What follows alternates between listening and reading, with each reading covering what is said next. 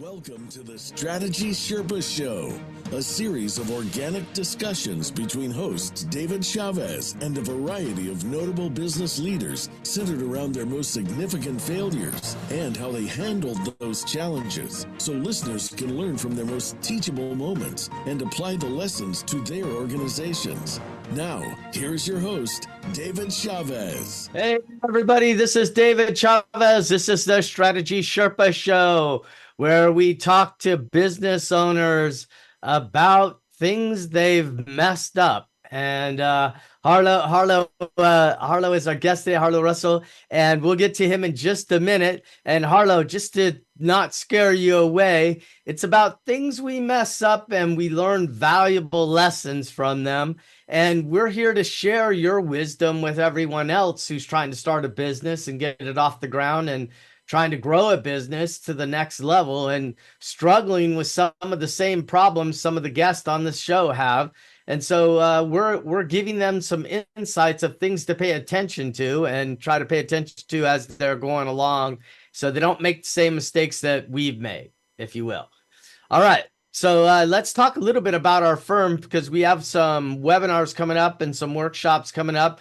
Warren Sager and I are in San Diego, and on next Tuesday, I think we have 2 tickets left. And these have been the same 2 tickets for the last few weeks. So not sure if we're going to fill those 2 seats, but we have 2 left and we'd love to have you join us. If you want to just click on events at assuredstrategy.com, you could see it right there and then just click to register and it'll take you through the registration process. That's in San Diego on June 25th. So about a little more than a week away.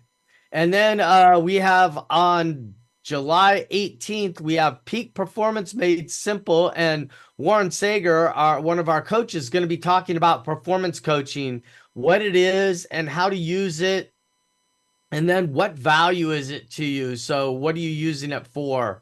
And he's going to go through those details. And then on July 30th, Ted Servata and I are going to be going through financial forecasting and planning. What we see in a lot of our clients is we see a lot of budgets and a lot of stale decisions that are being made off of stale information, and we're trying to help people change that. And so we're going to be going through a little bit of financial forecasting model and how you should do forecasting. So if anything, it'll give you a little introduction to the start of forecasting. And then our colleague, Preston Law, will be also talking about forecasting and planning on August 8th. So you'll get a couple of really good cash webinars. They're almost back to back. So Harlow, welcome to the show. Thank you. I'm super excited to have you here. Harlow and I met. Share with the audience how we met. It's sort of a fluky situation all the way around, but yeah. Well, David and I just happened to be investors in a private investment, and there was a Zoom call with investors. And as we all know, with the Zoom calls, there's a million people, and you don't know. And so that went on, and it just so happened that I asked a question, and I said, I'm Harlow Russell from Austin, Texas. And lo and behold, David in the chat said, "Hi, I'm from Austin as well." And so that is how we met. And I think we met in person a couple of days later. It was so exciting. Like, you're another investor across the world, and you're just up the street. Yeah. Yeah, so we both made this investment in this bank, and our investment is doing well, and so we think that we've made a very good decision there. And we got to talk a little bit, and I found what you were doing was fascinating. So why don't you share with the audience what you're doing? And I have some of the samples you gave me, so I'm going to show some of them as you're talking a little bit. So. Sure. Well, you can see some of my creations behind me. So my company is called Awesome 3D Cards. And as you might expect, we create and manufacture custom 3D pop-up cards for companies and organizations. It's quite unique and specialized. And whereas some people have seen pop-up cards, they're generally for the consumer and rather generic. We specialize in total customality for a corporation, an organization, or even a sole entrepreneur like like myself, whenever you want to literally and figuratively stand out from the crowd, when you want to connect emotionally with your recipient and you want them to be delighted, impressed, and surprised, not only in that moment, David, but also for hours, for weeks, for even months after they receive the card. So I live in a very physical, tangible world of delight, impressions, and surprises for businesses to make a better impression and have better connections with their customers, their prospects, their donors, their employees, anyone who's important.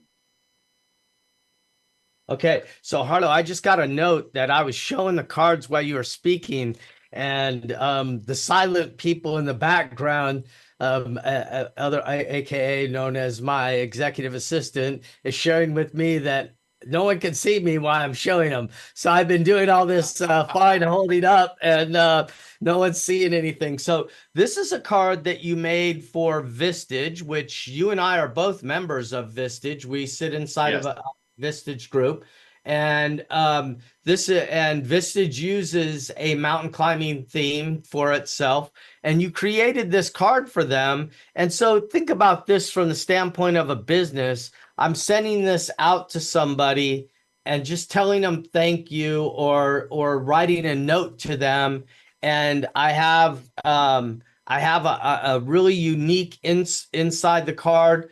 I would have guessed that people never really throw these away. Is that fair? That's correct. So there's really two parts of what I do, or actually what the card does. One is on opening, there's an impact. They are awesome. People go, wow. It puts a smile on everyone's face, just like you. And that's an instant connection, which is so valuable in today's digitally noisy environment.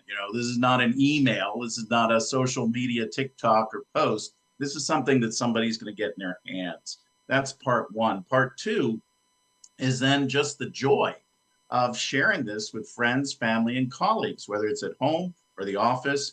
And typically, our clients say that our cards are shown, are used, are displayed for weeks and months after they're received. And that's really the value and the ROI of having something that is physical and tangible in our digital world.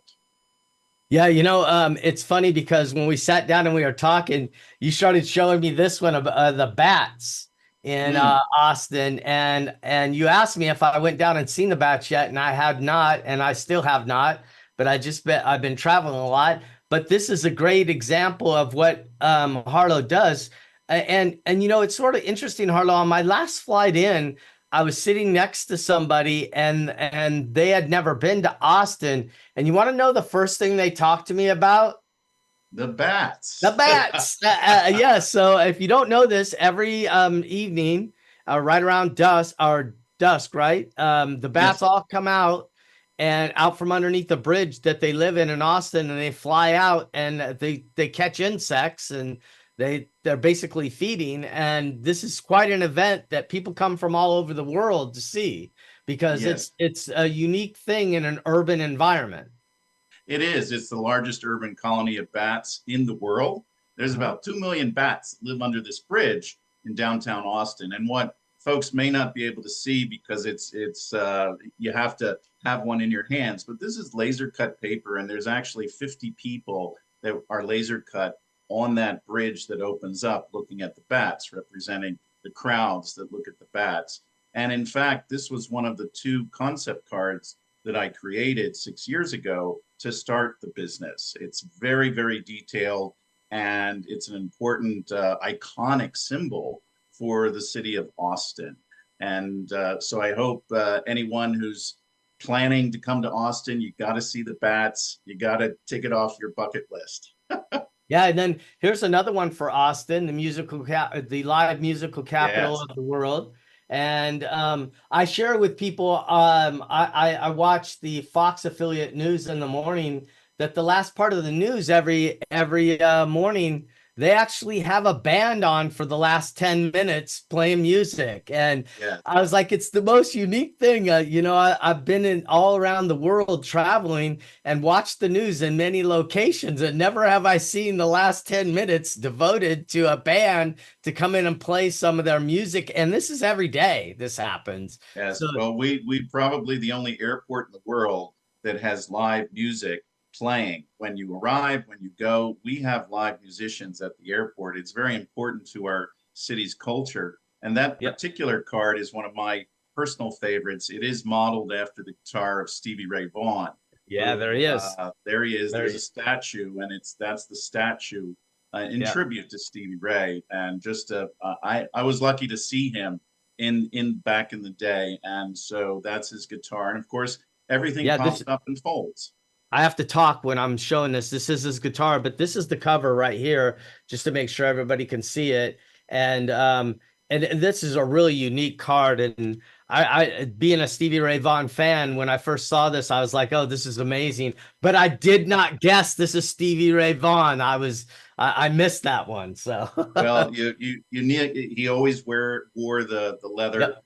coats and the of course fedora, which actually I wear as well. And those are laser cut. They're not printed, which is something that we do uniquely. You can't get laser cut cards at your corner print shop. So we love doing unique, innovative, and creative tools for companies and business people to communicate. Basically, we're in the communication business. Yeah. Yeah. And most definitely, I think that these are very fine gifts for somebody to basically say thank you to somebody. And one of the things we do in scaling up, which is the primary foundational method that we use to help with our clients, in scaling up, one of the things Vern recommends is that you send cards to people pretty often. And one of the things that I like to try to do, and I don't know how good I've been doing it over the last year, but I probably need to get a little bit better again. But sending cards home and just saying thank you to some of the people that work with you, because a lot of times they go the extra mile and we don't say thank you the right way, or we don't even recognize their effort. And so the cards have a lot of value when you're sending them home and things like that. So I love it. I appreciate you sharing a little bit about your business. Now, why don't you tell us a little bit about you real quick, because we have a few minutes before the break. So you're Harlow Russell, and tell us how you ended up doing awesome 3D cards. Yeah. Well, I'm originally from Philadelphia, and I was very lucky to come to Austin in the early 80s for my first job out of college. And then I continued going west to California, and then I continued going west until it became east. I lived most of my adult life, Dave, in Southeast Asia, in Indonesia, Singapore, Thailand, and then Vietnam. And so this art form is a Vietnamese art form called kirigami. So everyone's heard of origami, where a little paper's folded and it's a cute little swan and it sits. Well, that's origami. There's no movement. The Vietnamese version, kirigami, always has movement inside a card. That's kind of makes the mechanics work. So like as we're going like this, the bridge comes out. That's the uniqueness of folding paper that actually folds up into something that you recognize, and reliably closes, maybe hundreds of times. So it has to be reliable. And I was very familiar with kirigami from living there, which is typically cards for tourists and really kind of not a big deal in Vietnam. And then I came to the United States. I had a very poor customer service experience. And I thought, if they had sent me a kirigami pop-up card, and that's when it came to me, I would have been delighted, impressed, and surprised. And that's how I started Awesome 3D Cards in Austin, Texas. All right, that's very cool. So it's a great story, and I appreciate you sharing it with us. And we're going to take a little bit of a break, and then we're going to come back and talk about your business a little bit and some of the mechanics of your business and how you've been running it and everything. So we're going to take a break, and this is the Strategy Sherpa Show. This is David Chavez. We'll be right back after these messages.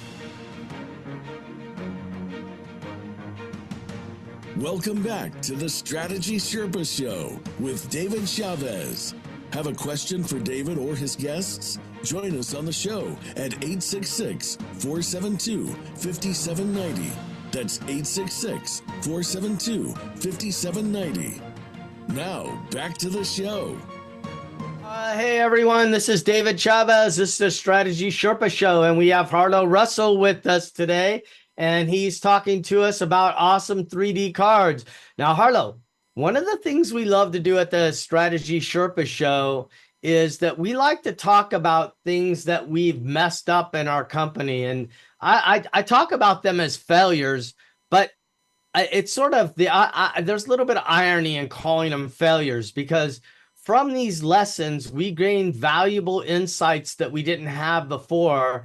And so what we're doing is taking these mistakes, if you will, or errors that we made, and we're trying to help people understand the error and then how we used it to help us, but also what we didn't see at the time that we made the error, you know, that with the way that we were thinking, things like that. So why don't you share, you have a really good one, I think, that's applicable to a lot of small business owners that are trying to grow.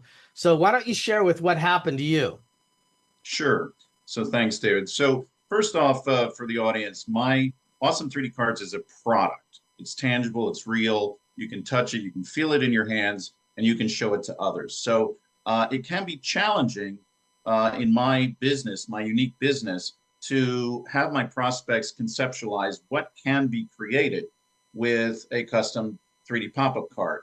So most business people have never seen anything like what I do or have even thought about using such. So I have a sense of urgency always to educate, inform, and communicate up front. And of course, that takes time, and time is money. The cards are created out of paper. It is a process. And like building a custom car or custom kitchen, it takes time. You have to explain that. And your prospect has to be willing to provide that time to create a truly innovative custom 3D pop-up card. So I sell custom, lower volumes, high quality, wholesale. So I don't, at least yet, sell mass market, generic consumer cards that you go to your grocery store and buy. I'm very specialized. So therefore, brand awareness is, my brand awareness, even after 6 years, is still relatively small. And it's hard for me to have a very long sales cycle of 6, 9, 12 months when my wholesale product, even customized, is $2 to $8. I just can't afford it. So there's a sales cycle that needs to happen every day, every week. There's a sense of urgency in my business to make sales every day and every week. And I am a salesperson by nature. I'm an extrovert. I love sales. I love marketing, love being creative. I'm not a finance person. You know, I look at spreadsheets and I get nervous. And that's really where, looking back most recently, the biggest mistake that I've made is not paying attention to the numbers and just being gung-ho to focus on sales, sales, sales, sales, sales. Okay, so you're focusing on sales, you're not paying attention to the numbers. What happened? So basically, in early 2023, I was seeing some encouraging growth in terms of new customers and sales and some exciting things, but it wasn't enough to scale. I'm self-funded, and I've been at this then 5 years, and you know, I need my breakthrough gross sales.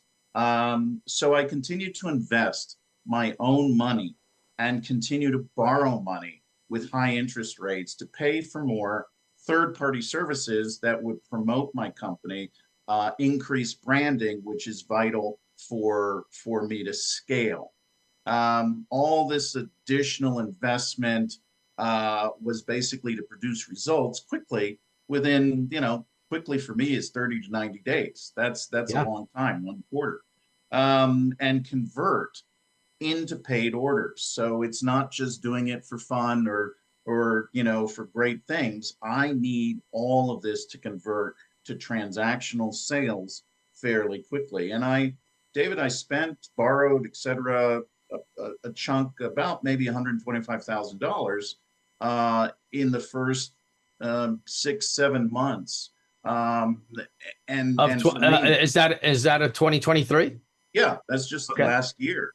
Okay. And basically, that was a big mistake.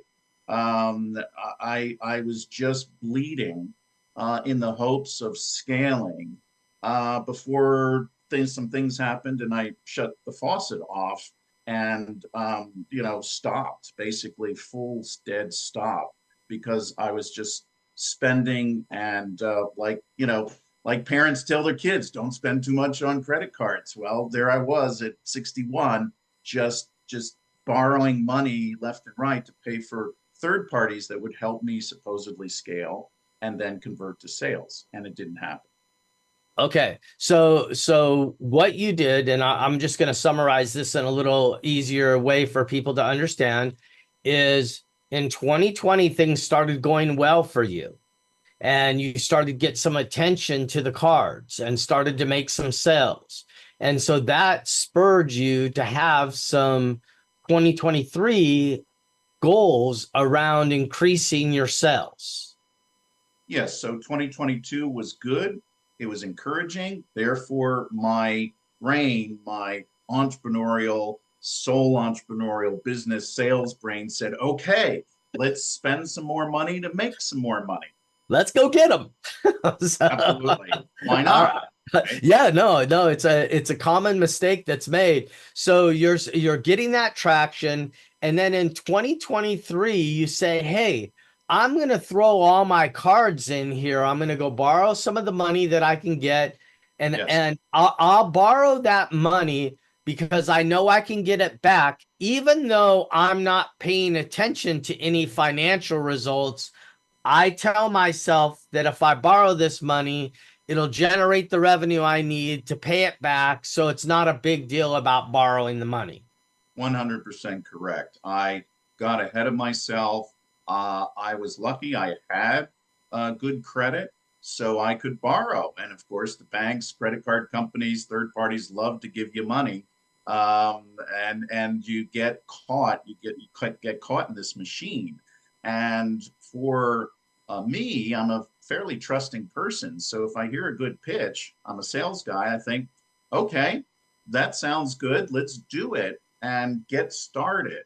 Not being satisfied with a slow, small growth, and kind of being not paying attention to financials because somebody else will do that. And it all work out, being the ultimate optimist. Well, it all work out. And, if I do 10 things, one of them's going to have to pop. So if I borrow from 5 different banks and credit cards to work with, 4 different third parties, marketing parties, well, one of them's gotta pay off, Right. So why not? So just get it done and do it and plow into it. That's what I did. Yeah. Yeah. So I can tell you, when you and I sat down and we were having a beer and we are talking about this, right? I just started laughing, and you're like, why are you laughing? This isn't funny. We're sort of joking around a little bit together. And I go, hey, Harlow, I've made this mistake. So like, this is such a common mistake that a lot of business owners make in like the second or third, fourth, fifth year of business, just depending on where they're at. I would tell you the first 5 years of as a company that starts to scale, and that's making over about $1 million, they're really starting to scale. This is a common problem. And it would have been great at the time. I even shared this with you. I was a CPA. And it would have been great. Yeah, come to me for your CPA work. I've been bankrupt. It would have been great, right? So at least I had the financial acumen to work myself back out, but it probably slowed me down for a couple of years, right? Because you make these mistakes and you don't really realize the larger impact it's having on your company. These interest costs start to eat away at your profit, and they eat away at it so much that a lot of times business owners don't even realize the impact that it's actually having on the company on a whole. So How did you start to discover you were in a little bit of trouble? What are the first signs you started to see? Well, this is fairly recent. So by September last year, I would say I was a mental mess and a financial dumpster fire. I was What were the borrowing. signs you were seeing before September, though? Were you seeing anything that was going on that was starting to make you nervous? I was seeing some growth, but also exactly as you said, my sales were growing. So more money was coming into the account. But, the interest and the fees, retainer fees, and all of the other expenses were just also growing.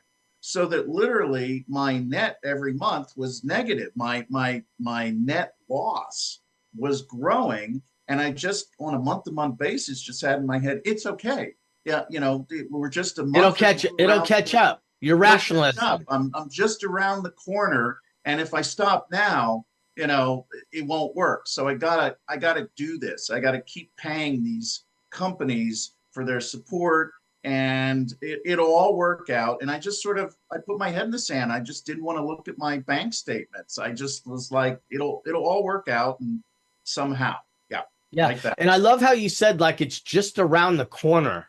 Yes. It's so many people believe it's just around the corner, the profitability. But I also agree with something you said. I see this way too much in marketing where people are close to getting some result and they stop doing what they were doing because they literally run out of money, and they were probably a month or two from a breakthrough of some sort.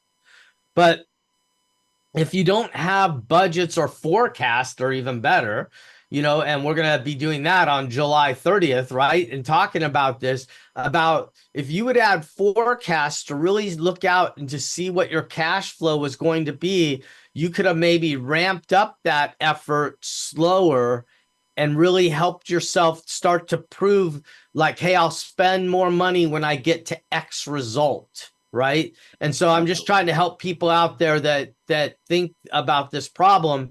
And I just was at a Dave Ramsey event not too long ago, and Dave Ramsey was talking about his headquarters being built. And I think he's in his 5th year of building out the headquarters because he does everything with cash, and he doesn't care that it's going to take him 5 to 6 years to build out his headquarters. He's doing it with cash, so he doesn't owe anybody anything, and then it's his, right? And is that the right way of doing it? Is that the fastest way? Probably not. Could he have done it faster and went out and got some debt? He probably could have, but if it would eat away at his profitability, and if it starts to eat away at his profitability, then those costs somebody else making that profit, not him. So I think that we have to think about these things very closely. I'm not a true no debt in a company, but I think we should have very clear objectives when we do get debt, and we should understand exactly what we're doing with the money, and our return on our investment should be much higher than the cost of that debt. So, hey, Harlow, we have a hard stop here. So this is a radio show. So we're going to take a break here, and then we'll come back and we'll talk a little bit more and get into a little bit more of the details so you can share with people how you got out of this. Great. Thank you. Strategy Sherpa Show. This is David Chavez. We'll be right back.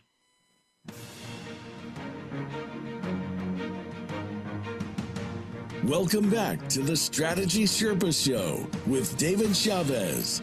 Have a question for David or his guests? Join us on the show at 866-472-5790. That's 866-472-5790. Now, back to the show. Hey, this is David Chavez. This is the Strategy Sherpa Show, and I'm here with Harlow Russell from Awesome 3D Cards. And Harlow is sharing some of his wisdom with us because he gained a lot of wisdom over the last few years, and it's been humbled a little bit. Harlow, one of the things you didn't talk about at the very beginning when I introduced you, you ran some pretty big factories in your life. I mean, I think you are being a little humble there because these factories were not small you were running. No, well, thank you for that. I started out in tech, working for big corporate tech giants in sales and marketing. And all of that was pretty standard corporate warrior stuff. But then I got the opportunity to at the ripe age of 30, become a general manager of a startup company in, of all places, Jakarta, Indonesia, in an industry I knew nothing about, environmentally friendly chemicals.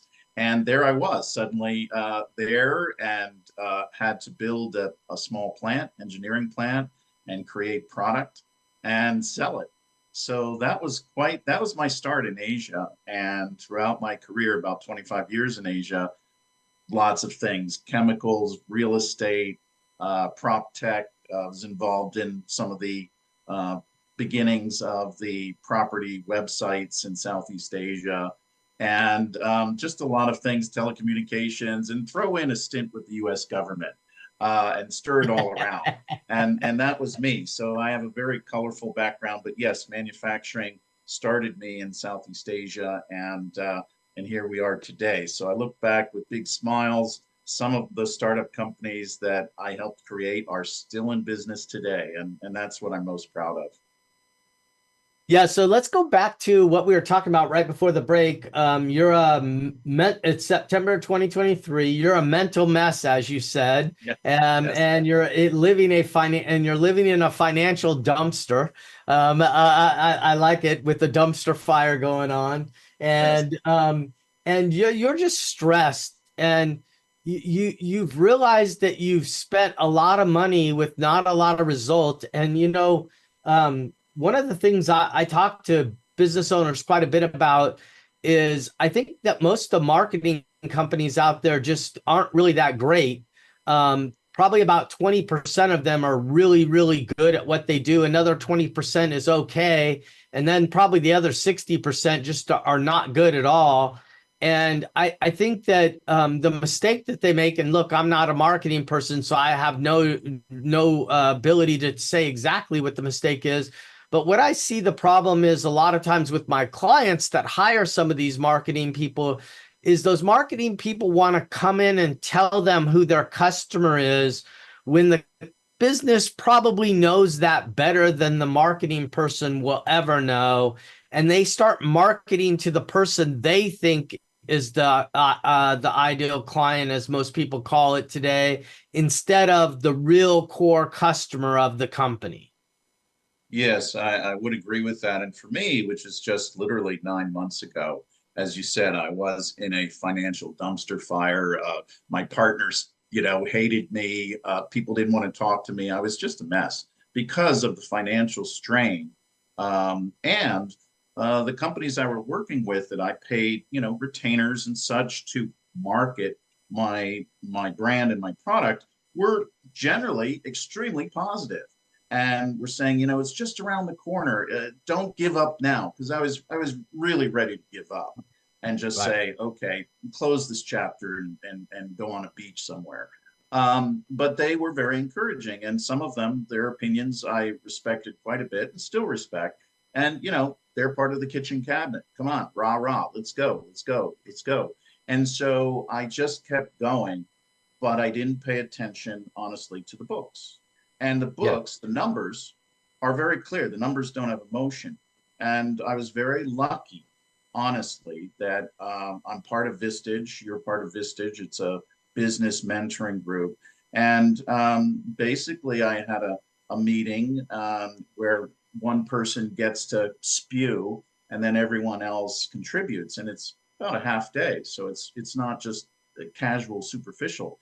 And I was a mess, and people said, you need to go. We need to hear what's going on with you. And I spewed. And being good business people, they asked me some basic number questions: gross sales, expenses, what's your credit, what's happening.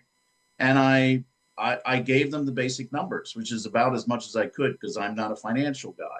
I don't want to deal with spreadsheets. And that was the problem.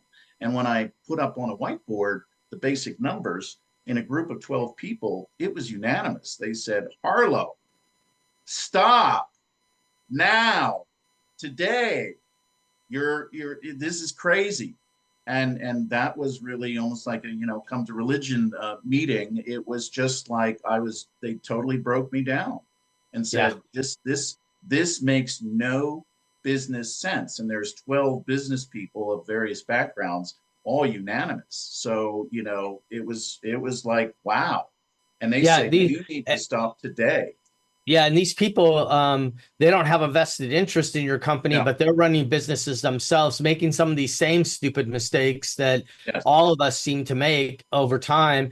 They may have made this one already, seeing it clearly for you, and helping you trying to realize what's really going on. So share with me some of the things that so that we're lacking. One of the things I talk about all the time is to people is that the end result of marketing that I'm looking for when I'm spending marketing dollars, it is not likes on social media like a lot of marketing companies talk about. I could have a whole bunch of likes, I could have a whole bunch of friends, I could have a whole bunch of connections, whatever you want to call them.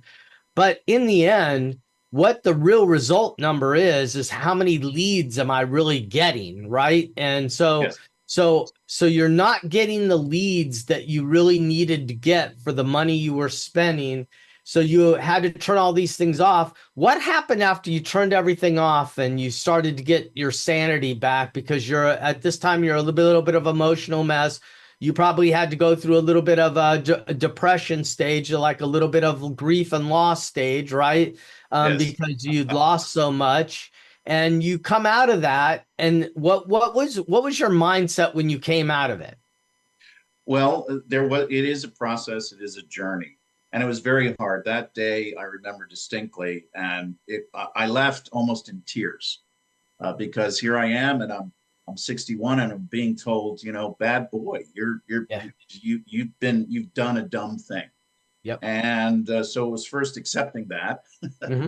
and then okay. And I came home, and I looked at what are the largest monthly costs that I have, and it was mostly for third party services, and very difficult. But I started calling the companies and just saying, I'm sorry, I may have a contract with you, you may have expectations, it's the middle of the month, it doesn't matter, I need to stop.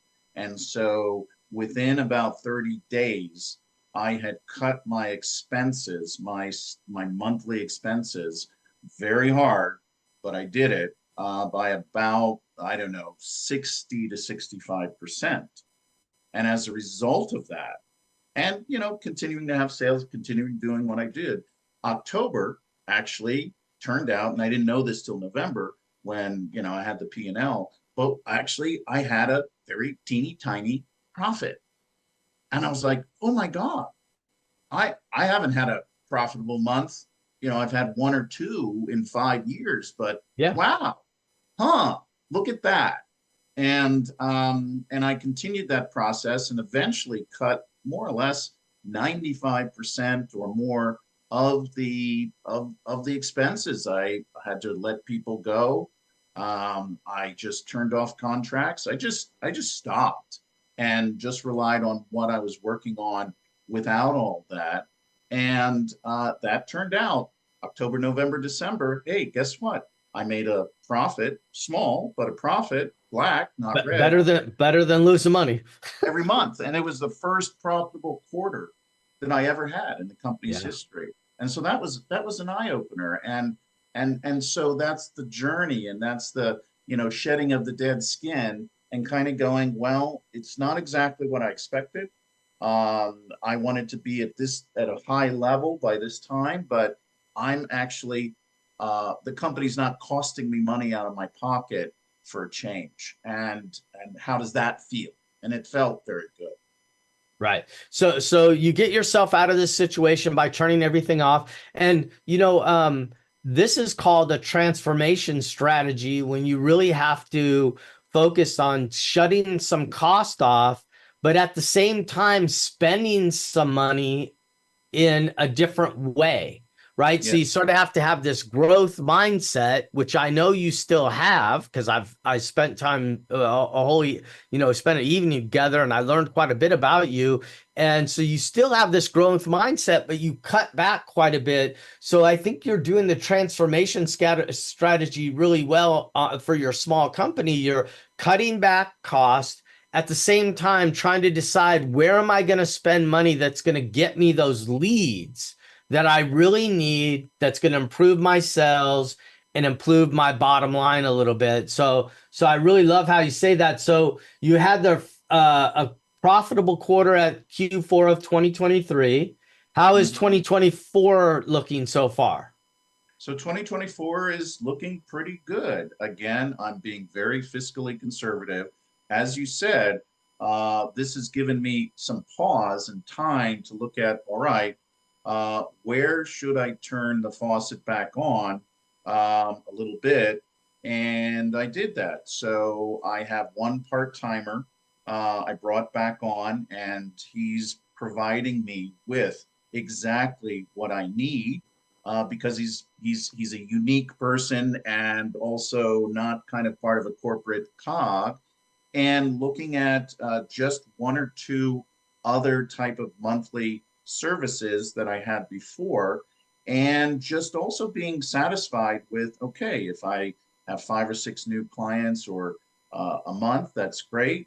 Work it, be satisfied, make sure they're happy, get reorders, and now 9 months after my come to religion meeting, I can actually breathe and say, all right, what is the strategy going forward, which I have, as I've discussed with you, and look at some new things and not just rely on, okay, let me get 3 proposals from 3 digital marketing companies and see what they have. I've realized that a lot of that, as you said, is not really lead generation. A lot of marketing companies, when you hold them to the fire and say, okay, I'll pay you this amount per month, but can you guarantee so many qualified leads? And they just can't do it. And I've just decided I've had enough of that. Yeah, that's great. And I think there's a lot that's exactly what I share with people, and especially in smaller companies. Look, be careful of people who are promising you the moon. If they're willing to promise you the moon, have them put the moon up as collateral, and you'll pay when the moon's delivered. Yes. So, so they got a little bit of skin in the game too. So that way it works both ways. Hey, Harlow, very informative discussion today. But we're out of time on this. I really appreciate you coming on and sharing your wisdom. And everyone, awesome3dcards.com is the place to find Harlow, and go and check out his product. And I'm sure he'd be happy to share some ideas with you of how you could build a card for your company, because Harlow, you and I will be building one for mine very soon, because I want to use these cards because I know the impact that they have when people open them. So, well, David, thank you for having me. And if I can help other business people or companies or organizations, let's be creative. We can do almost anything out of folding paper. All right, Harlow Russell, thank you very much. This is Strategy Sherpa Show. This is David Chavez. We'll be right back.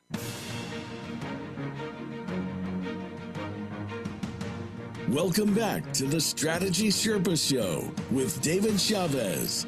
Have a question for David or his guests? Join us on the show at 866-472-5790. That's 866-472-5790. Now, back to the show. Hello, everybody. This is David Chavez. This is the Strategy Sherpa Show.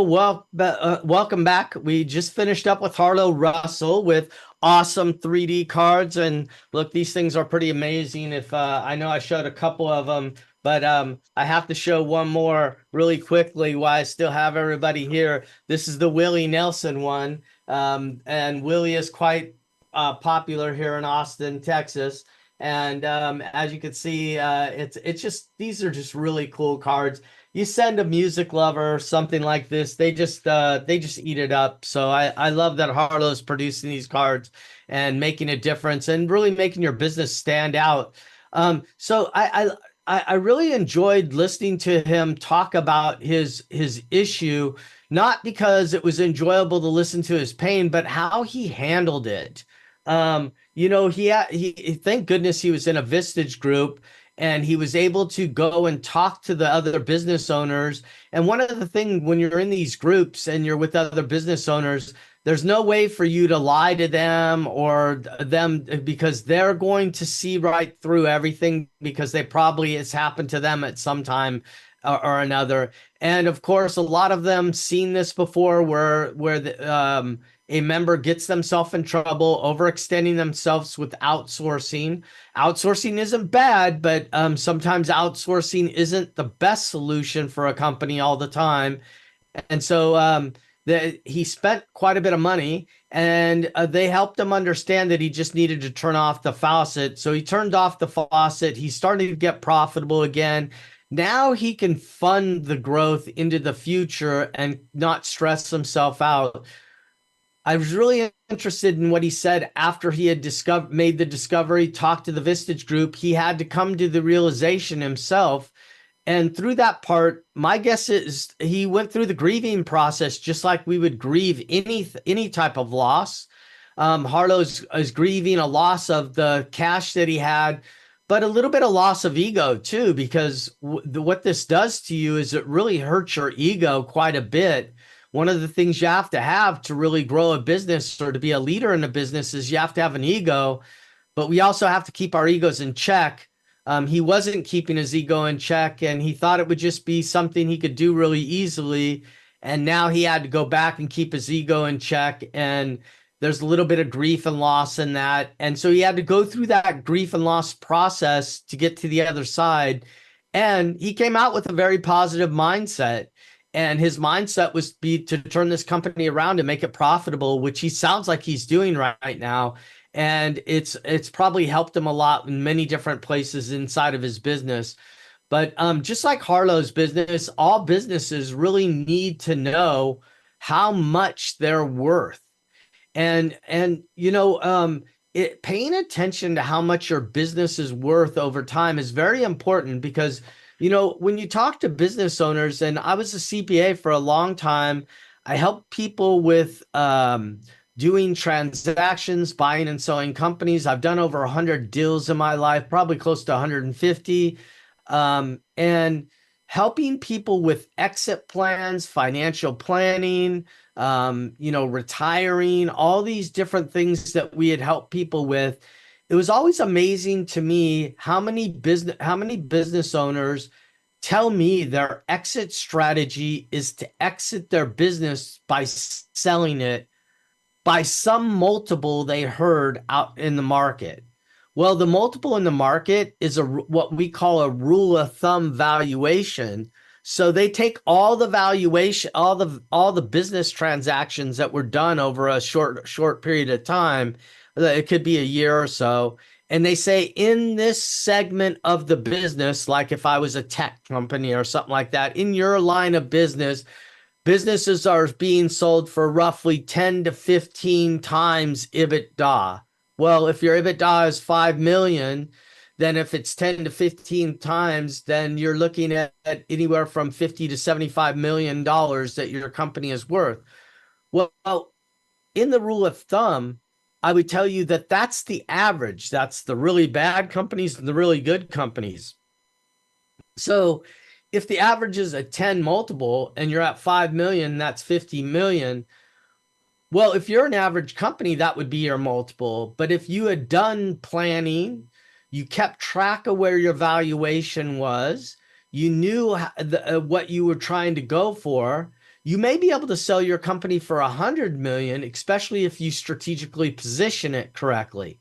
Well, a lot of people don't understand this, and it's because they've never really seen a business valuation till the time that they're being sold. And usually the valuation is never what they anticipated it would be at this point in time. So one of the resources that we offer on our website is to actually get a free business valuation.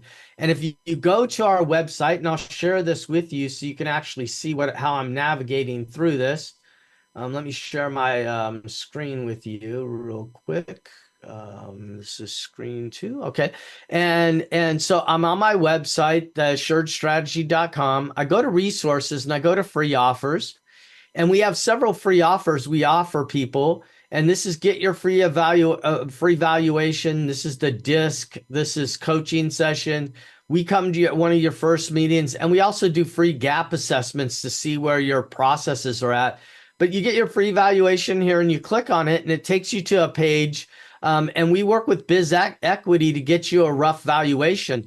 And all you have to do is enter your name, your industry, your zip code, and your revenue and income.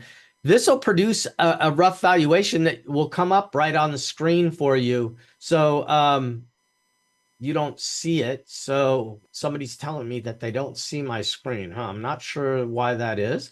But I think I walked you through it well enough that you should be able to see it. But you just enter your name, the industry, your zip code, and your revenue and income, and we can give you a rough valuation on your business, and so you can see it and you understand where you're at. And what you want to do is you want to monitor this over time, because like I said, 80% of the businesses out there say they're going to sell, but they never really sell. And the reason they don't sell is because they weren't paying attention to the value, and the business really has no value because the business owner is the business. And if you start looking at evaluation, you'll be able to start seeing some of these things, which will really make you pay attention to the real levers you need to be pulling to move the value up if that's your objective. And remember, valuation is a result of doing something well. Profit is a result of doing something well. Find the right customers, deliver what you deliver to those customers, and your profitability will be there. So that's the lesson of today. And I think Harlow really helped us have this conversation in a little bit of a different way. And I really appreciate him coming on. I look forward to meeting him out in the community. He's already introduced to me to several people in the community, which I find that he's going to be one of my friends here soon. And we're going to be doing business together for a long time. But one of the things I will help him make sure is he doesn't get himself back into this situation, because this is one of these situations we can get ourselves back into as we start to have more success. And so, like I was talking about marketing companies a little earlier, there's a lot of great marketing companies out there too that really understand that they have to work with their clients to figure out the core customer, so they market to the right customer. If there's a marketing company out there that's not talking to you, not getting your input around these things, be careful. All right. This is David Chavez. This is Strategy Sherpa Show. I hope we provided some valuable information to you today. And thank you for coming. And again, Harlow, thank you for visiting us. And we'll look forward to seeing you out in the community. Take care, everybody.